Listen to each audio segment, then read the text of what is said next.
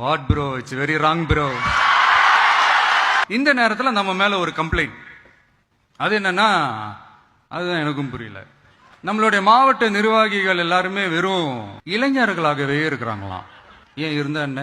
அறிஞர் அண்ணா அவர்கள் கட்சி ஆரம்பிச்சப்பா அவர் பின்னாடி நின்னதும், புரட்சி தலைவர் எம்ஜிஆர் அவர்கள் கட்சி ஆரம்பிச்சப்பா அவர் பின்னாடி நின்னதும் வெறும் இளைஞர்கள் தான்.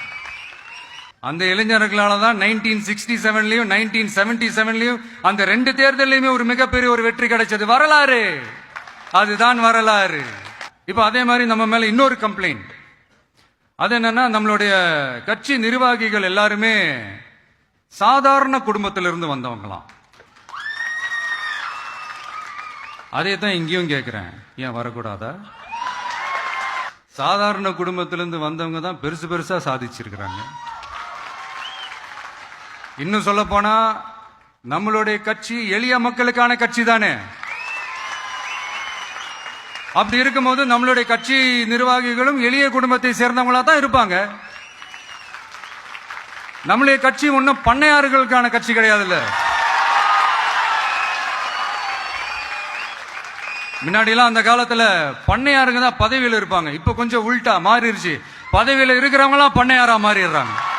இப்படிப்பட்ட இந்த மைண்ட் செட் உள்ள இந்த பண்ணையார்களை அரசியலை விட்டே அகற்றுவதுதான் நம்மளுடைய முதல் வேலை. இப்ப புதுசா ஒரு பிரச்சனை ஒண்ணு கலை போட்டுட்டு இருக்கிறாங்க, மும்மொழி கொள்கை. இத இங்க செயல்படுத்தலைன்னா கல்விக்கான நிதியை நம்மளுடைய மாநில அரசுக்கு கொடுக்க மாட்டாங்களாம். இந்த எல்கேஜி யூகேஜி பசங்க சண்டை போட்டுப்பாங்க தெரியுமா? அந்த மாதிரி கொடுக்க வேண்டியது அவங்களோட கடமை, இங்க இவங்க வாங்க வேண்டியது இவங்களுடைய உரிமை. ஆனா இவங்க ரெண்டு பேரும் இங்க எவ்வளவு சீரியஸா ஒரு பிரச்சனை ஓடிட்டு இருக்கு. இவங்க ரெண்டு பேரும் அதாங்க நம்ம பாசிசமும் நம்ம பாயாசமும், அதான் நம்ம அரசியல் இனிமையும் கொள்கை இனிமையும். ரெண்டு பேரும் என்ன பண்றாங்கன்னா, ரெண்டு பேரும் பேசி வச்சுக்கிட்டு இந்த செட்டிங் எல்லாம் பண்ணி வச்சுக்கிட்டு மாத்தி மாத்தி சோசியல் மீடியாவில் ஹேஷ்டாக் போட்டு விளையாட்டு இருக்கிறாங்க. இவங்க ரெண்டு பேரும் அடிச்சுக்கிற மாதிரி அடிச்சுப்பாங்களாம். அதை நாங்க நம்பணுமா? மக்கள் நம்பணுமா? What bro, it's very wrong bro.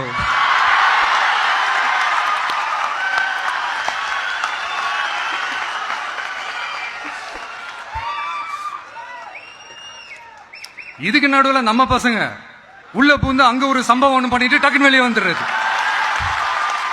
TV K for TN அப்படின்னு சொல்லி. யார் சார் நீங்களா? எங்க சார் இருக்கிறீங்க? ஸ்லீப்பர் செல்ஸ் மாதிரி.